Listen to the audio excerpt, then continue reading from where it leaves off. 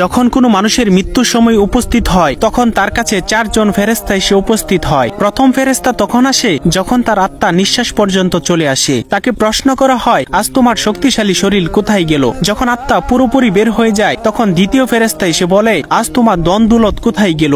দুনিয়াতে জানিয়ে তুমি গর্ব করিতে। এরপর যখন জানাজা উঠানো হয় তখন তৃতীয় ফেরেশতা এসে বলে, আজ তুমি এমন এক লম্বা সফরে বের হচ্ছ যা এর আগে কখনো করো নাই। আজ তোমাকে এমন এক ঘরে শোয়ানো হবে যেখানে নিঃশ্বাস ফেলানোর জায়গা পর্যন্ত নেই। যখন তাকে কবরে শোয়ানো হবে তখন চতুর্থ ফেরেশতা এসে বলবে, কাল পর্যন্ত তুমি জমিনে চলাচল করেছ, আজ তুমি জমিনের নিচে শুয়ে আছো। কাল তুমি হাসছিলে, আজ তুমি কান্না করছো। কাল পর্যন্ত সবাই তোমার সঙ্গী ছিল, কিন্তু আজ তুমি একা। কোথায় তোমার আদরের স্ত্রী সন্তান যাদের জন্য তুমি মাথার ঘাম পায়ে ফেলে উপার্জন করেছিলে? আজ কেউ তোমার সঙ্গী হবে না একমাত্র আল্লাহ ছাড়া।